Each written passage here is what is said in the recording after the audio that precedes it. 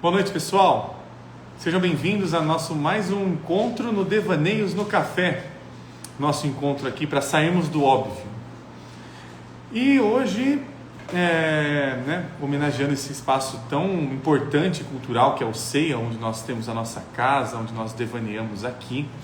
Hoje o SEI está passando por transformações também, está ganhando imagens. Aí eu postei agora no story aqui do Freud Estupefato. Então nós temos imagens aqui do SEI, onde está construindo uma imagem ali, né, da entrada aqui do espaço Marco do Vale, onde fica o café dialógico. Então quem quiser aqui ver como é que é o espaço aqui do SEI, esse espaço cultural aqui em Campinas, ele fica na Avenida Doutor Quirino 1856, aqui no centro de Campinas. É um espaço onde a gente faz nossas lives. Quem quiser um dia ver nossos encontros ao vivo também, fiquem à vontade. E hoje nós vamos falar sobre um tema bastante... A gente já falou bastante aqui no canal, né? Mas eu realmente não estou lembrado de nós termos falado sobre ele aqui no Devaneios do Café. Oi lá, a Nini Pompermaia está chegando aqui já, nos acompanhando.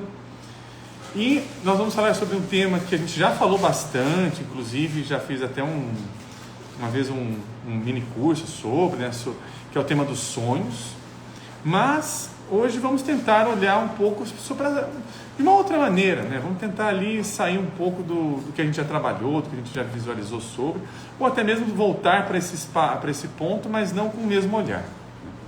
Boa noite para o John Jones, que está chegando aqui também. Boa noite, pessoal. Mas antes de nós começarmos o nosso tema, antes da gente falar sobre, também queria compartilhar com vocês a nossa parceria com a editora Vozes. A editora Vozes está lançando constantemente obras, né, de psicologia analítica, do próprio Jung, e também algo extremamente importante para quem trabalha, para quem olha, para quem estuda a imaginação. A editora Voz está trazendo diversos mitos, né? Agora lançou, eu tenho alguns livros de referência aqui, Os Mitos Japoneses, um guia para deuses, heróis e espíritos, do Joshua Friedman, que a editora Voz está lançando. É um lançamento recente, né? Quem quiser, a pré-venda desses livros que eu estou apresentando agora no site da Livraria Vozes é o www.livrariavozes.com.br. Lá no site vocês podem usar um cupom que é o Estupefato30. Para todos esses lançamentos tem 30% de desconto, não só nos lançamentos, mas todos os livros que estão em catálogo no site podem utilizar, que vocês vão ter 30% de desconto em todos os livros que estão ali já em venda ou até mesmo na pré-venda. Tem também esse outro livro, né, que Os Mitos Chineses, um guia para os deuses e lendas, do Tao Liu. Este outro aqui, que é um outro livro de mitos, que a Voz está acabando de lançar agora. E também tem um outro livro para quem quer se aprofundar mais sobre as questões da mitologia, e um mitólogo muito importante do nosso país, né, o Junito Brandão.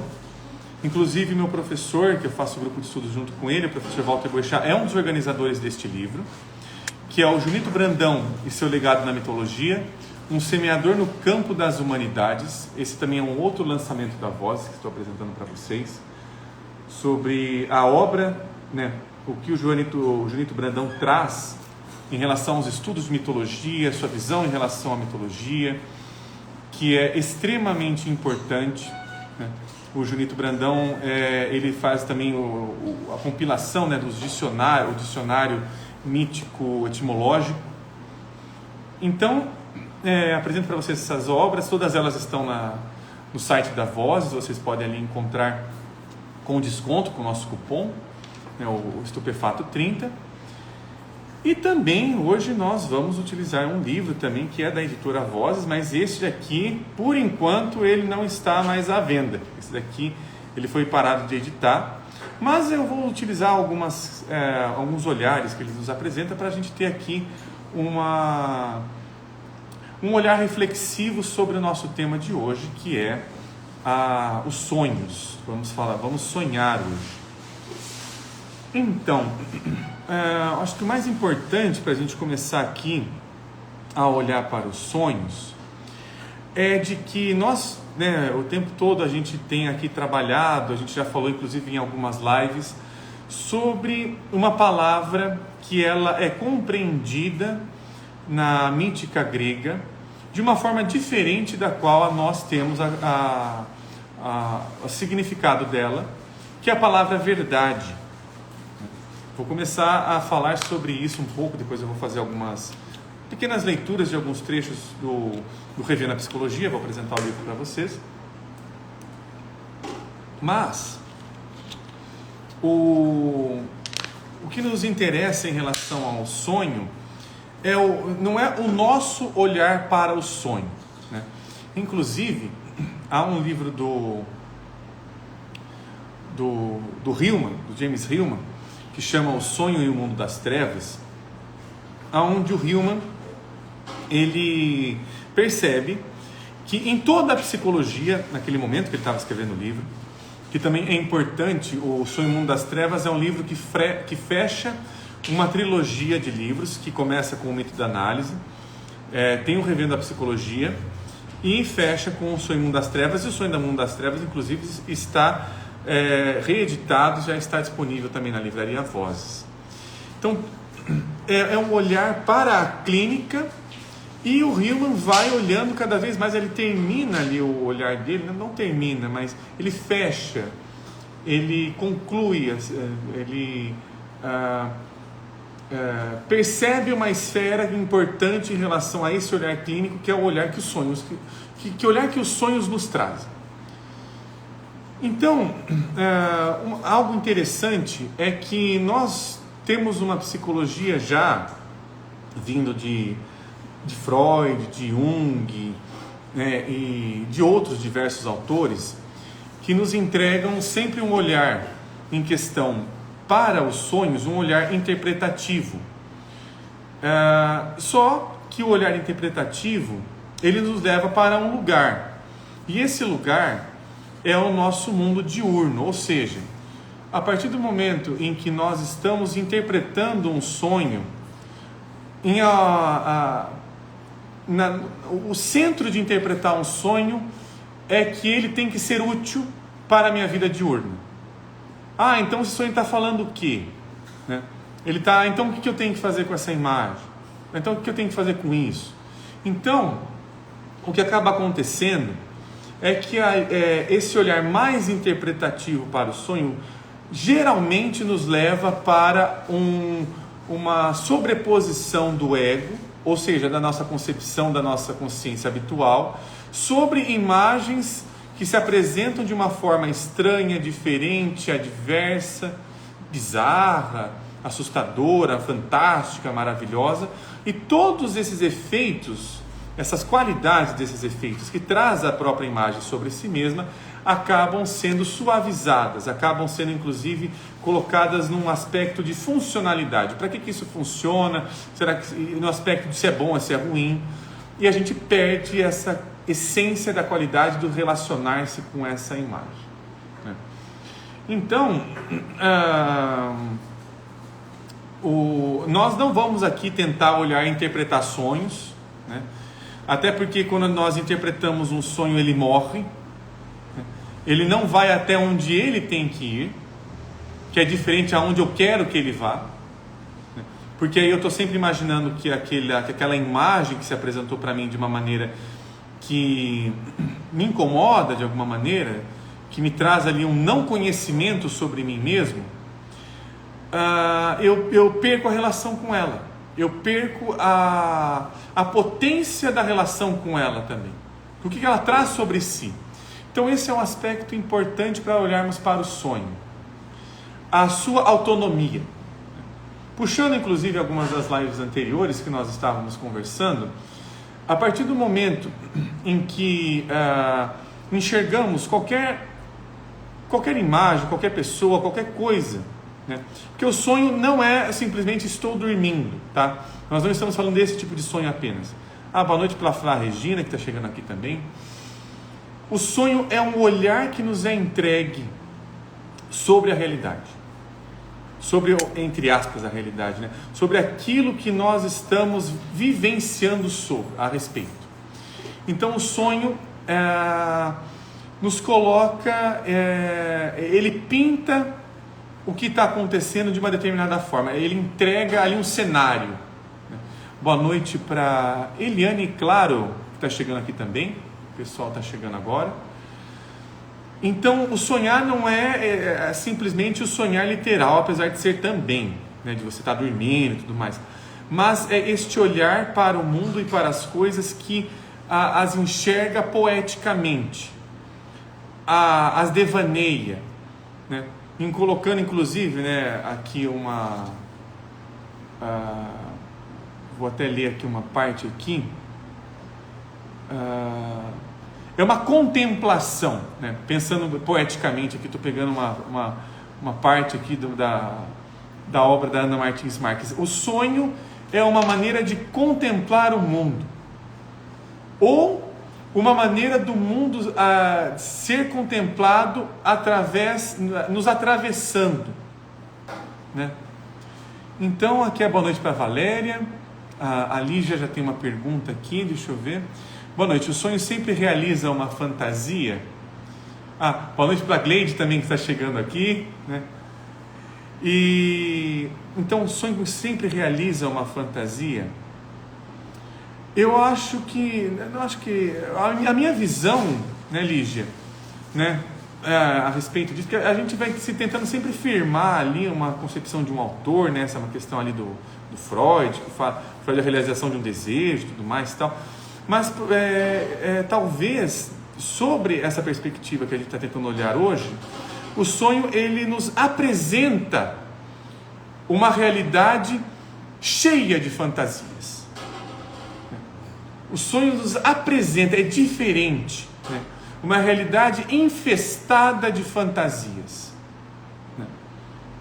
Então, quando eu percebo essa infestação de fantasias, eu percebo que tem coisas acontecendo o tempo todo que estão me entregando suas próprias realidades, né? Suas próprias maneiras de se viver a realidade, que é a sua própria maneira de viver uma realidade, é uma maneira fantasiosa. Mas a gente vai trabalhar um pouco mais sobre isso, vamos olhar mais sobre isso. Inclusive, né, muito obrigado, Lígia. Quem tiver alguma dúvida, quem tiver algum comentário, quem tiver alguma sugestão, pode, por favor, ali usar o campo de comentários ou usar esse balãozinho que tem uma interrogação no meio aqui. Não sei se aparece para todo mundo, mas ele aparece, que se não tiver tão acessível, para quem clica nesses 3 pontinhos aqui, que está acessível aqui no chat. Aí eu já organizo melhor para quem tiver algum comentário, alguma sugestão. Então esse é um ponto, né? A questão autônoma dos sonhos. Por que nós estamos trazendo essa questão autônoma dos sonhos? Boa noite para a Nina, também está chegando aqui. Olá, Nina, seja muito bem-vinda. E a Nina sempre colabora conosco também.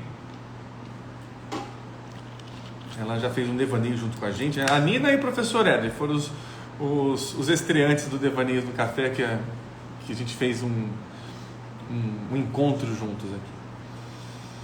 Então, o que é interessante é porque, né, resgatando um pouco o que nós conversamos em lives anteriores, acho que na penúltima live, inclusive, se não me falha a memória, quando nós estamos olhando para o inconsciente não como substantivo, no sentido de, é uma estrutura localizada no córtex pré-frontal, na amígdala, seja lá onde for, que ali ele tem algumas coisas que tem da área terciária, de lúria, papapá. Essa parte, ela inclusive costuma nos afastar desta matéria mais etérea que são as imagens, né? A psique é a imagem, né? E a psique é etérea no sentido de ela escapa muito rápido. Se a gente não ficar com a imagem, ela escapa. Se a gente começar a falar de outra coisa, se a gente começar ali A gente vai falar sobre isso hoje também. A gente começa a falar muito sobre outras coisas, então a gente perde essa qualidade da imagem. Ficar com a imagem é difícil, porque ficar com a imagem envolve que ela está entregando uma realidade que não é a minha, que está falando comigo, que está me direcionando, mas não é a minha. A gente vai ler inclusive alguns trechos sobre isso hoje do Revendo a Psicologia, que inclusive é um livro que eu ainda não tinha utilizado para falar sobre sonhos. Eu falei isso no Corpo Sutil de Eco, eu comentei sobre o Sonho Mundo das Trevas, mas o Revendo a Psicologia ainda não tinha falado a respeito sobre sonhos. Inclusive o Revendo a Psicologia, ele é escrito antes, né? São seminários compilados que são, se não me engano, escrito antes do Sonho Mundo das Trevas, que completa ali essa tríade. Bom, voltando, né? Para não perdermos a imagem. A partir do momento em que nós percebemos o que é o inconsciente como um adjetivo aí no caso. O adjetivar é dar uma qualidade. Puxa, eu não sabia que esse tipo de, sei lá, animal que me visita ali num devaneio, num sonho, sei lá, era capaz de fazer isso. Eu não sabia que a minha mãe no sonho, ela é capaz de ser perigosa. Eu não sabia, ou a minha mãe é capaz de ser condolente, misericordiosa, enfim. O sonho, ele não está vendo o óbvio. E mesmo quando parece que ele está vendo o óbvio, que é o que geralmente a gente fala, não, eu sonhei com essa rua porque eu passei na rua tal, no dia tal. Até mesmo Jung, ele percebe isso, né? Que inclusive aí começam algumas divergências do Freud para o Jung. Porque para o Freud, o sonho, ele está apresentando um conteúdo, ele está escondendo alguma coisa importante. O Freud fala muito do sonho como sendo uma matéria que eu preciso interpretá-la porque o conteúdo principal é latente. O que ele está precisando me apresentar não está claro, o sonho não me apresenta o que eu preciso ver sobre. Então o que o Freud faz é sempre uma interpretação. E geralmente a interpretação do Freud vai ali em questão do que está sendo desejado no sonho. E aí um desejo que tem o seu caráter, o seu fundamento erótico. Né? Então tem o fundamento ali de um desejo recalcado, de um tabu. Não todos, mas se encaminhando para este lugar. Então o Freud, ele geralmente interpreta os sonhos, não só os sonhos, né? Porque o Freud é um autor interpretativo, que tem a sua necessidade, que tem a sua valia, mas ao mesmo tempo, o risco de perdermos a relação com a expansividade da imagem é muito grande. Porque a partir do momento em que explicamos uma imagem, é o momento em que ela para de falar nos próprios termos dela. Vira um nada mais que. Essa imagem nada mais é do que o seu complexo materno atuante. E aparecendo na forma de um esquilo que enche as bocas de nozes, que aí relembra quando a sua mãe tirava o seu prato, quando você fazia birra e por aí vai, né? Aí fica uma interpretação muito subjetivista, muito galgada no inconsciente pessoal, numa história pessoal. E o Jung vai tentar olhar de outra maneira, mas ele também conceitualiza algumas coisas, né? O Jung tem a ideia dos sonhos compensatórios, que é uma ideia bastante revolucionária na época do Jung, bastante importante, inclusive. Então, o sonho compensatório é aquele sonho da onde, por exemplo, alguém gabaritou na escola. E aí você percebe que a pessoa o tempo todo gabaritou o boletim escolar. Aí você percebe que talvez esse sonho estivesse compensando que ela nunca está acertando. Na verdade, ela nunca está passando dessas matérias. Ela continua ficando ali, ela continua nesse lugar que ela tem que refazer isso de novo. Então o Jung enxerga o sonho compensatório como algo que a psique está vendo em contraposição, em contrapartida. Mas uma pequena problemática em relação a isso, que isso também é interpretativo, ou seja, nós colocamos a nossa visão de que o sonho ele está compensando alguma coisa que eu não tenho, e não de que ele está mostrando que esta qualidade está inconsciente, ou está ativa inconscientemente, está se mostrando através de você, que é uma outra forma de ser tratado. Mas, com essa pequena apresentação, vou trazer aqui um olhar, uma possibilidade de olhar para os sonhos e sonharmos junto com os sonhos. Então, eu separei aqui alguns grifos para a gente ir aqui imaginando. Quem quiser comentar alguma coisa, fique à vontade. Deixa eu ver em qual página que está e eu já vou mostrar o livro. Aqui a gente falou na live passada. Aqui. Começa daqui. Tem um... sim. Tem um grifo. Eu vou explicando algumas coisas desse grifo para quem não tiver conhecimento. E depois eu vou... Deixa eu ver. Vou ler um parágrafo e vou ler 2 parágrafos inteiros. Porque eles são bem importantes, os 2. Bom, eu vou usar como referência hoje, pessoal. Quem quiser depois dar uma olhada, eu vou usar este livro como referência, o Revendo a Psicologia. Aqui para quem estiver no YouTube, não sei onde está. O Revendo a Psicologia do James Hillman, pela editora Vozes. É um livro que já está esgotado já há um tempo, inclusive. Mas é um livro extremamente importante. E aqui eu vou falar os trechos que estão na página 97 e 98 da edição que eu tenho. Então vamos sonhar junto com o que o Hillman está nos trazendo aqui, nos apresentando aqui. Então aqui bem no primeiro parágrafo da página 97, o Hillman começa dizendo o seguinte: que o personificar é a resposta da alma à egocentricidade. A gente vai falar um pouquinho mais sobre isso, não vou me prender isso agora. Além da sua aparição clínica, o personificar acontece a cada um de nós todas as noites nos sonhos. Mas aqui, um pequeno parênteses, não só nas noites do sonho, tá? De novo, não vou me prender a isso. Nos devaneios, no nosso olhar para a vida, no nosso olhar que está interessado, no olhar apaixonado, quando a gente se apaixona, quando a gente está fazendo algo extremamente animoso, este olhar onírico está nos olhando de volta, ele está atuante, né?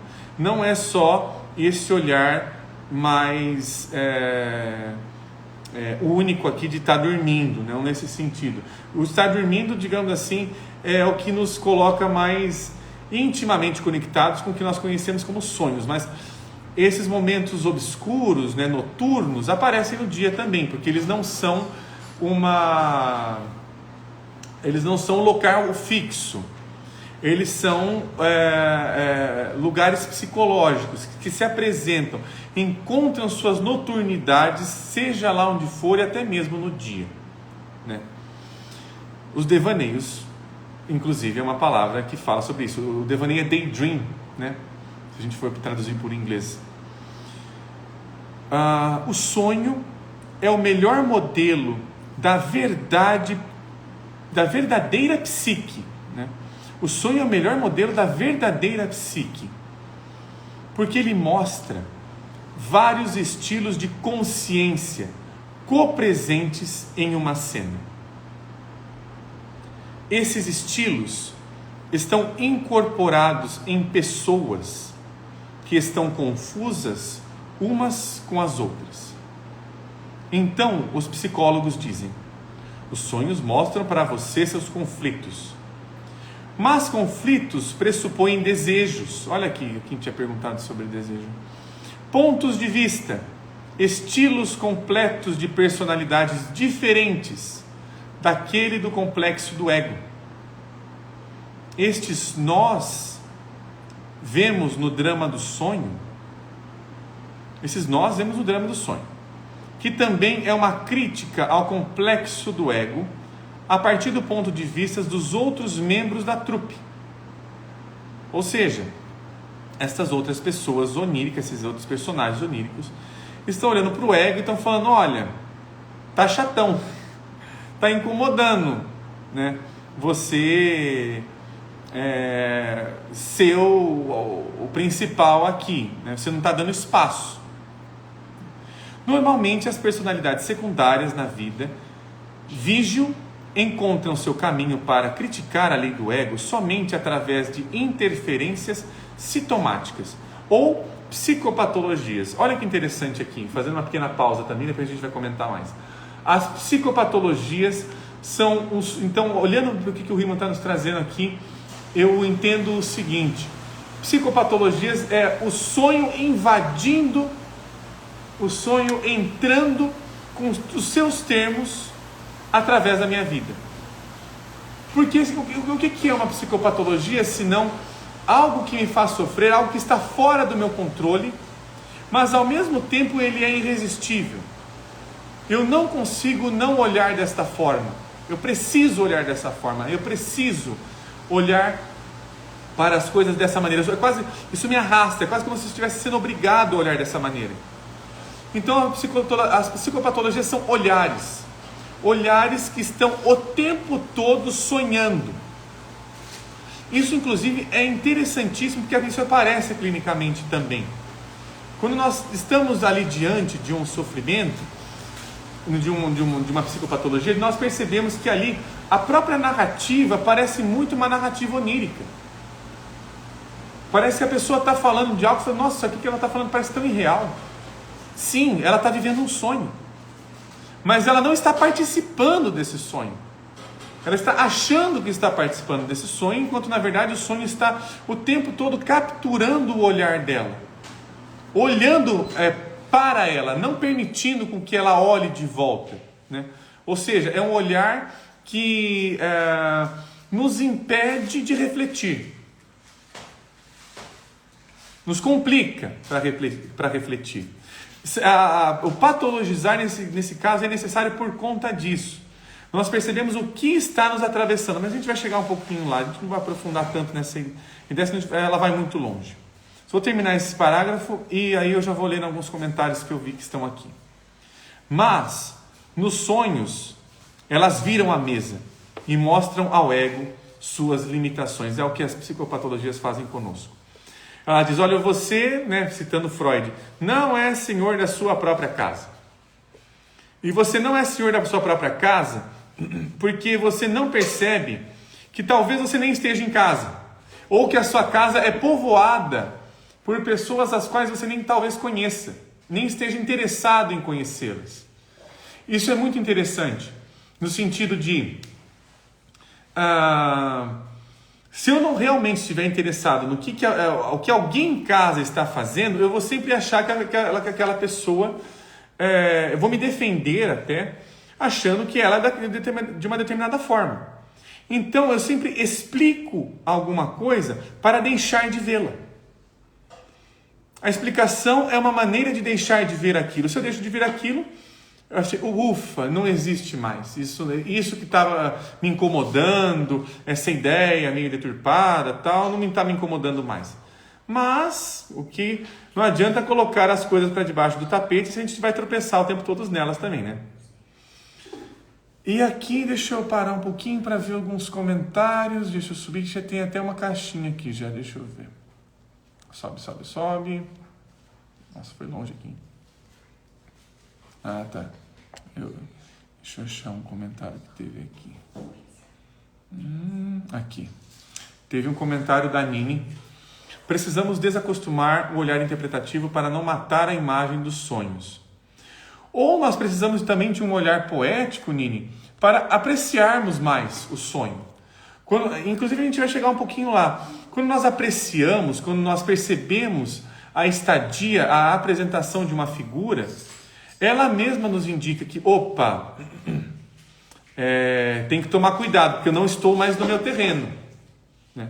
Os gregos entendiam muito isso muito bem, né? No mito de Filemon e Baucis, por exemplo, quando Filemon e Baucis percebe que receberam a visita de um deus, e não é qualquer deus, é Zeus, eles não ficam tipo, ai meu Deus, você me visitou, que lindo, puxa. Eles têm, na verdade, com medo. Eles estão, caramba, esses caras me visitou, vou ser punido, vão me matar. Eles já percebem que a visita de um deus ali, na sua grande maioria das vezes, é uma visita para corrigir, para punir, né? Para transformar alguma coisa que precisa ser, de alguma maneira ali, não pode continuar mais da mesma forma. Então Deus vai lá e muda, né? Deus vai lá e pune, geralmente é pelo sofrimento, né? Que os deuses gregos fazem. Então os gregos, eles falavam, olha, eu preciso cultuar essas forças porque o tempo todo elas têm a capacidade divina de roubar a minha consciência, de não saber mais o que eu estou fazendo na vida. Eu fico cego. Então, a partir do momento que eu não me interesso pelas minhas imagens, pelo que está ao meu redor, imagens não só no sentido físico, no sentido visual, tal, mas no sentido de uma percepção imaginal que está sendo me entregue. Se eu não me interesso por isso, o tempo todo eu vou colocar isso em ameaça. Eu preciso expurgar isso, eu preciso, sei lá, pular, fazer alguma coisa para isso não me atingir mais, preciso me proteger, aí no caso. Então, deixa eu ver, tem uma caixinha aqui. Ué, eu acho que era da Nini mesmo. Eu achei que tinha uma caixinha, não tinha aparecido. Então, vamos continuar aqui. Aqui vai ter um momento que o Hillman vai falar de número 1 e número 2. Eu vou explicar mais ou menos o que é isso aqui. E onde que aparece aqui. Aqui no próximo parágrafo da página 97 ele continua. Cada uma dessas pessoas do sonho, né? Então, desses personagens oníricos, né? E ele coloca esses personagens oníricos como o realmente outro, tá? Numa outra linguagem, está falando, isso é realmente outro. Não é sobre mim. É sobre uma força, é sobre um desejo, é sobre um ponto de vista que está me acessando.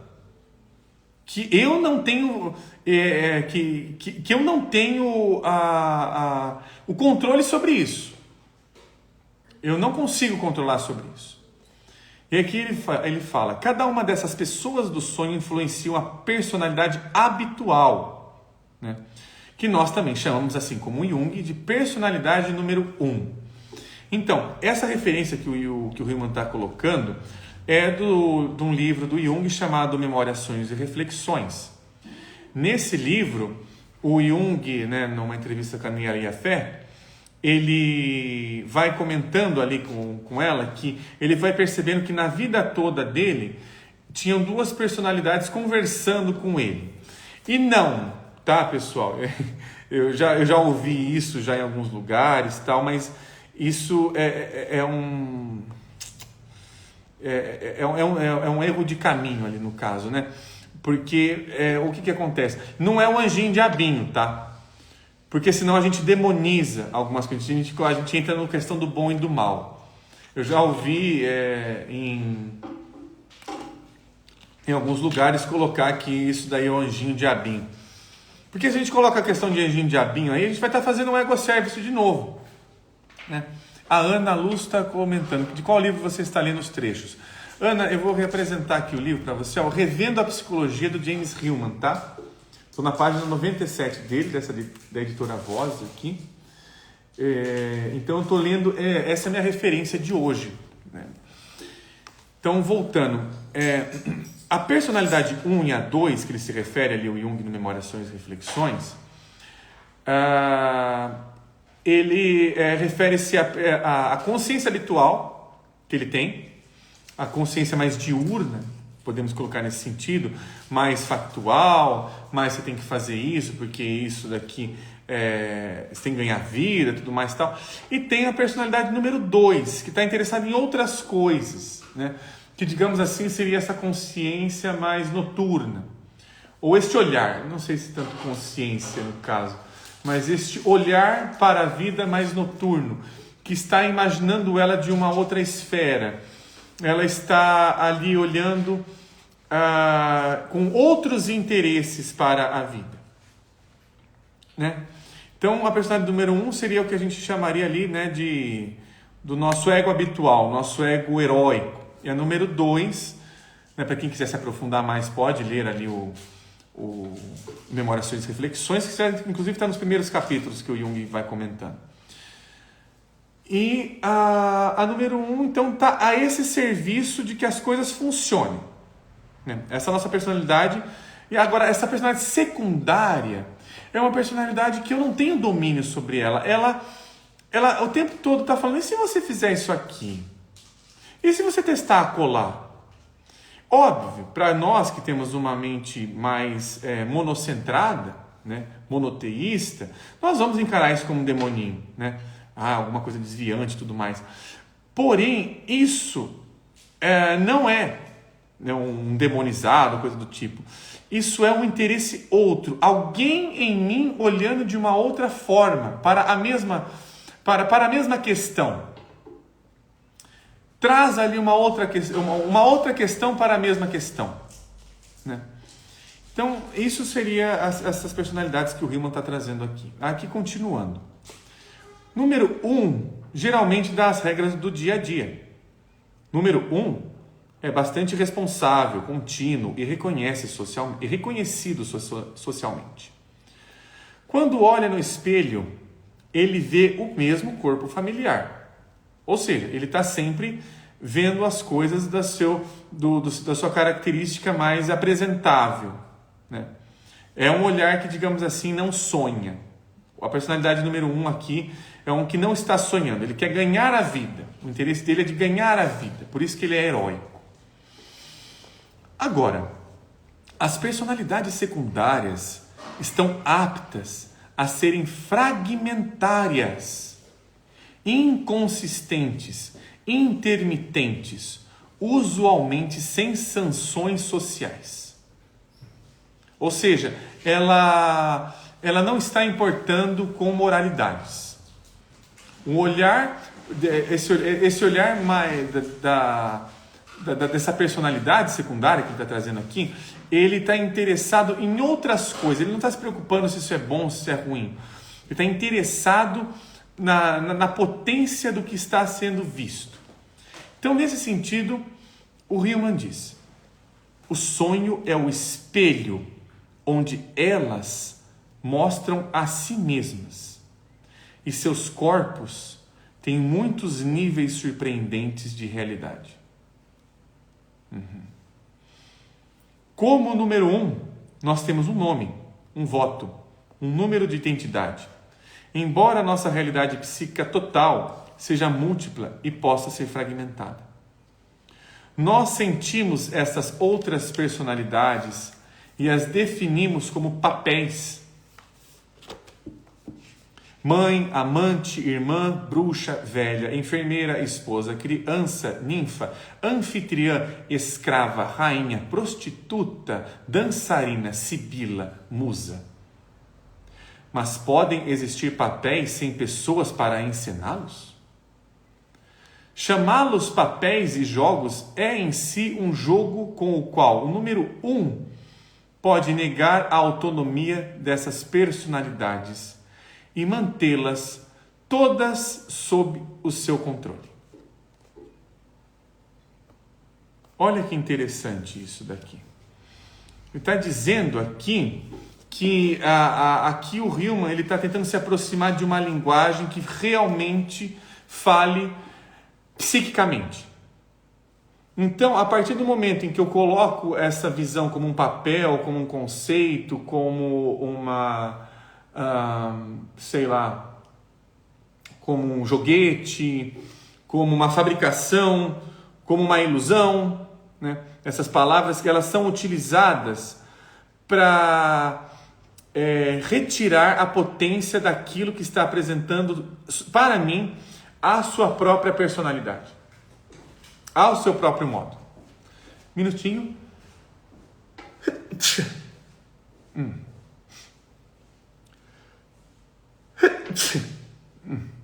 Desculpa, pessoal. Então,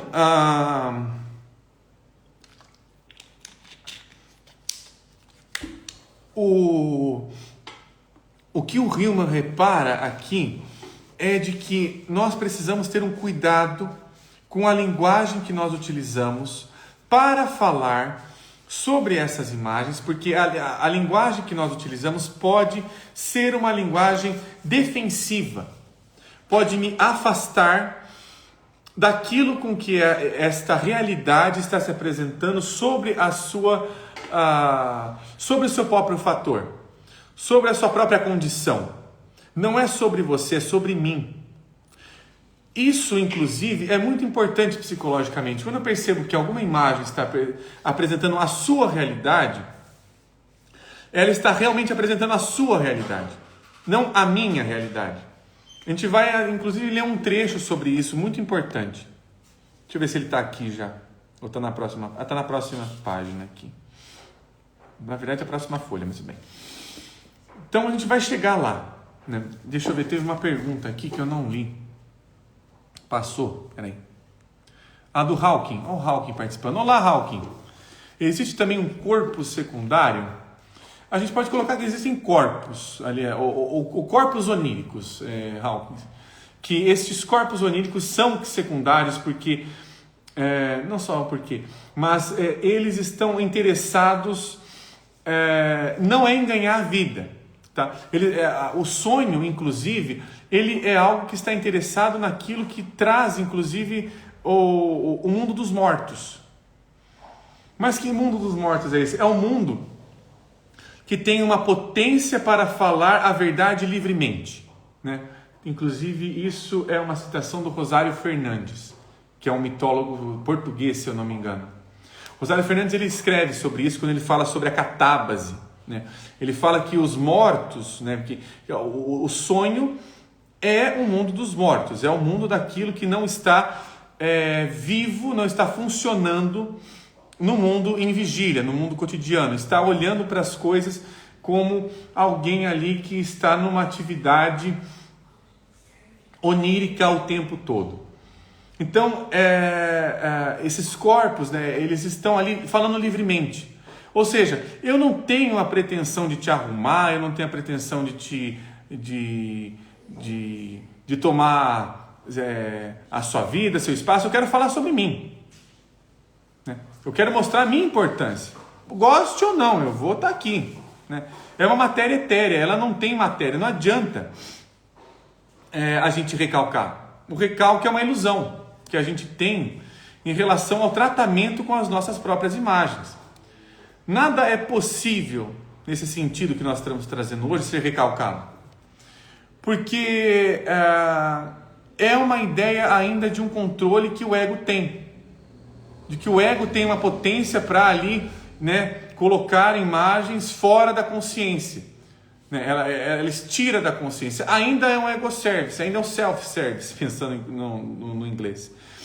Porque o ego não entendeu ainda, né, isso que a gente chama de ego, que essa consciência, ela não precisa estar atuante para estar viva. Ela é um olhar. Ela é sutil, né? Como traz a expressão da Patrícia Bell. Ela é sutil. O olhar do sonho é um olhar sutil. Não é um olhar material. É um olhar sutil. É um olhar que não tem corpo. Não tem corpo material, tem corpo psicológico. Se tem corpo psicológico, é um corpo que está sendo apresentado constantemente sobre as suas próprias condições. E aqui, deixa eu ver, agora eu vou pular para a página 99 e depois eu vou ler um outro trechinho da página 100, que é bem importante também. Aqui na página 99 do livro do Revendo a Psicologia, bem no início ali da página, o Hillman nos traz o seguinte, algumas coisas que a gente já comentou, inclusive. O que parece importante para a alma é o encontro noturno com a pluralidade de sombras no mundo das trevas. Como se os sonhos preparassem para a morte, a libertação da alma de sua identidade com o ego e com o estado vígio. Olha que coisa fantástica, olha que poético que o Hillman está trazendo isso. E poético no sentido de trazer ali, olha só, essa parte aqui é linda, é lindo. É uma psicologia linda que ele nos entrega aqui. A libertação da alma com a sua identidade com o ego. Ou seja, isso aqui é problema seu, não é meu. Esses personagens que estão aparecendo no sonho estão dizendo, isso daqui que você está preocupado é problema seu, não meu. As minhas questões são outras. Os meus questionamentos, a minha forma de viver são outras. Quem está preocupado com isso é você. Tem sido dito frequentemente que nos sonhos a alma vagueia. O que não quer dizer, literalmente, caminhar pelo mundo, mas abandonar o confinamento das preocupações com o ego. Isso daqui é magnífico. É como se ele estivesse dizendo aqui, pelo que eu entendo. Quando a alma sonha, ela se liberta do ego. A alma que sonha, e a alma sempre está sonhando, a alma que sonha está se libertando da sua tirania do eu mesmo. Eu não preciso ser só isso. Eu posso ser outrem. Eu posso ser outra pessoa. Eu posso me interessar por outra pessoa. Eu posso me interessar por outra dinâmica. Eu posso me interessar por outros filmes. Eu só preciso não estar tão preocupado com o que eu sinto, com o que eu penso, com o que eu faço. Se eu não estiver excessivamente preocupado com o que eu estou sentindo, eu abandono, nem que seja por alguns instantes, mas eu abandono esse confinamento, essa prisão que traz a consciência habitual para nós, que nos arrasta para nós sempre estarmos preocupados com uma determinada forma de se ver a vida. Aqui tem um comentário da Nini, eu já vou ler, e aí eu vou ler uma outra parte aqui do livro, para a gente começar aí fechando o nosso devaneios. Alguns sonhos colocam o ego em seu lugar, mostrando claramente como... subiu aqui. Como ele, na verdade, embora ache que não controla nada.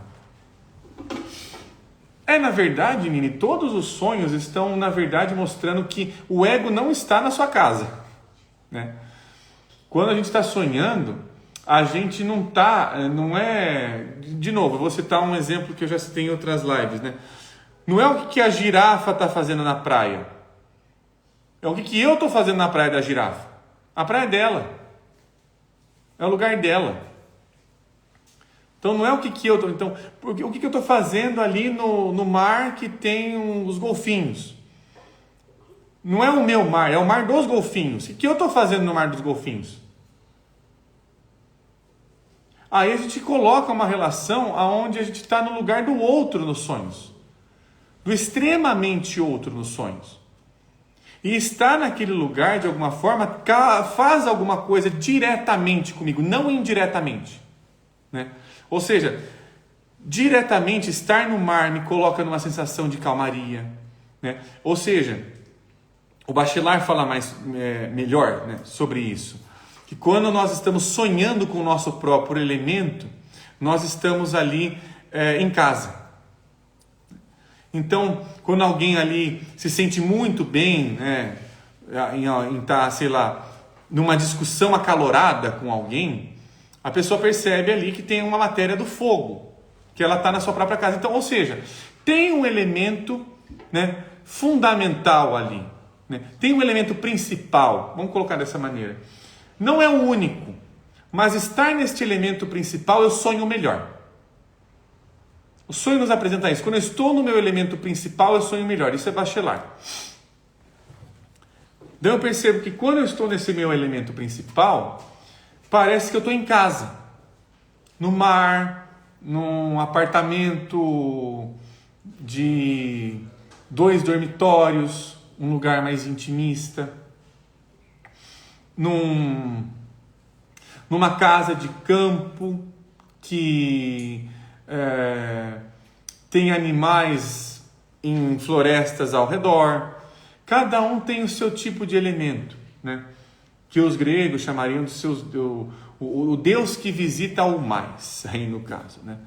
Algum Deus que o visita ao mais, que o Deus ali é uma potencialidade natural, né? Como são os elementos, água, fogo, terra e ar são potências naturais também, né? São várias formas de estarmos falando sobre estas forças que nos atingem, que nos contam sobre si mesmas. E também, em contrapartida, quando eu não estou em meu próprio elemento, há um pesadelo, há um sonho aonde há aflições, conflitos, perigos, angústias e pânico. E aí eu vou entrar na próxima página. Página 100. Página 100. Do livro Revendo a Psicologia. Aqui o Hillman ele já deu uma avançada aqui no tema e ele vai colar o seguinte aqui. Aqui a cura que ele está dizendo é a cura mítica, tá? Aqui, eu vou ter que ler essa partezinha para dar um contexto.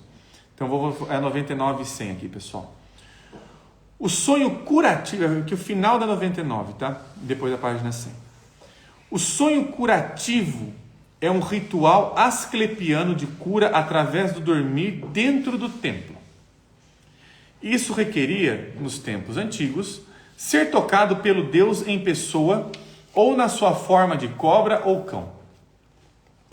A cura era a presença do Deus em pessoa, né? Ou seja, não era uma presença espiritual, não era uma presença de outro lugar, não, é uma presença que está perto de mim e que me atravessa e que me possui, inclusive. A cura era a presença de um Deus em pessoa, e curar não requeria a tradução de imagens em conceitos, que é o que a gente faz, né? Do cão em instinto, por exemplo. Ou, como noutro exemplo, o Deus Pan originava o pânico quando aparecia ao meio-dia. Olha que interessante. Um Deus que não está no seu habitat natural, entre aspas, aqui. Um Pan aparecendo no meio-dia. Ou em uma de suas formas de pesadelo. Pan não era o conceito do pânico personificado, porque ele era visto como sendo o próprio pânico súbito. A pessoa de Pan era testemunhada no estado de pânico antes do conceito pânico ter nascido. Pan e seu pânico, Asclépio e sua cura aparecem simultaneamente. O Deus não é uma conceitualização tardia ou alegoria do afeto. Então, as figuras que apareciam nos vasos gregos eram denominadas destino, morte, velhice, por exemplo. Não eram palavras retratadas como pessoas, atos antropomórficos de personificação. Estas figuras são afirmações imaginais reconhecendo a natureza pessoal da palavra, e as legendas acentuam que, na perspectiva mítica, as palavras também são pessoas. Essas pessoas continuam a aparecer em nossos sonhos. Ninfas e sereias, heróis e demônios, sátiros príapicos, monstros animais falantes não estão apenas na urna grega. Eles fazem algazarra em nossos sonhos, em indumentárias contemporâneas. Então, os estridentes conflitos de opostos entre deuses e deusas, tragédias que criam, aparecem nos complexos dos nossos sonhos. Olha que passagem fantástica aqui, né?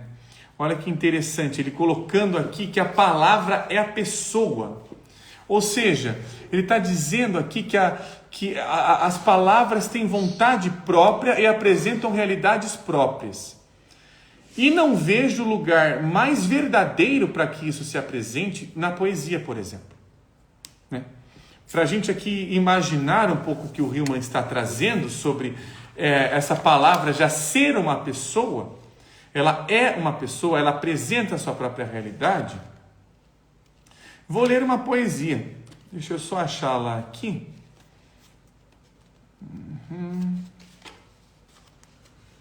Aqui, deixa eu ver. Estou achando.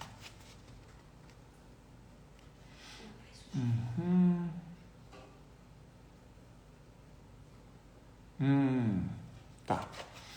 Aqui eu trago uma poesia da Ana Martins Marques, deste livro que eu já falei dele já em algumas lives, e se não me engano também na live passada, A Vida Submarina, pela Companhia das Letras, né? Por essa poesia de bolso aqui, que é da Companhia das Letras. E na página 80 dessa versão que eu tenho, ela fala sobre relâmpagos. Olha aonde o relâmpago leva ela, mostrando-se como um relâmpago. Certas máquinas são feitas para o esquecimento. Há dias em que sinto trabalharem em mim as confusões do relâmpago. Então coleciono letras, órbitas, radares. A linha que me guia aos quadris dessa noite imensa é a mesma que sai da garganta aberta do dia. Vejo as estrelas desenharem-se em constelações. Sei muitas coisas rápidas, precisas, por alguns instantes. Olha que fantástico! Isso é a apresentação da palavra relâmpago para o poeta.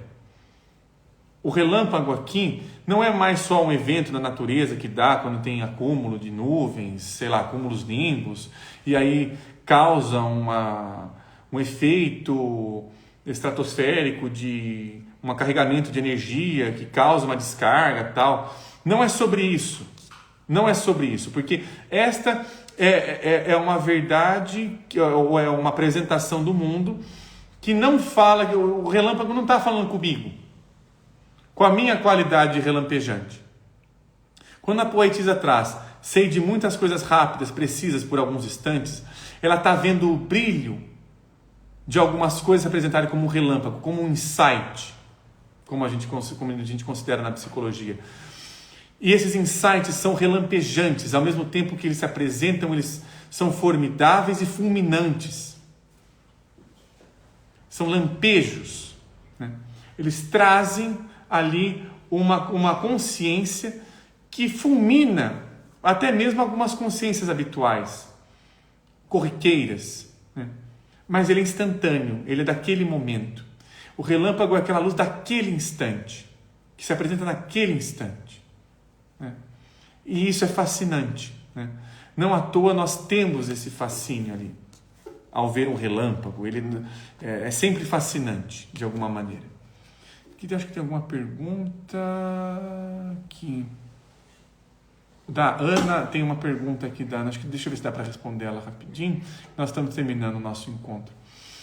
E como promover um diálogo fecundo com os sonhos? A gente pode também fazer uma pergunta, Ana, trazendo essa pergunta que você está trazendo, de que abertura eu tenho para que os sonhos eles se apresentem na forma como eles estão se mostrando. Porque a partir do momento em que os sonhos podem se apresentar, eles começam a mexer com alguma matéria minha. Um pequeno exemplo.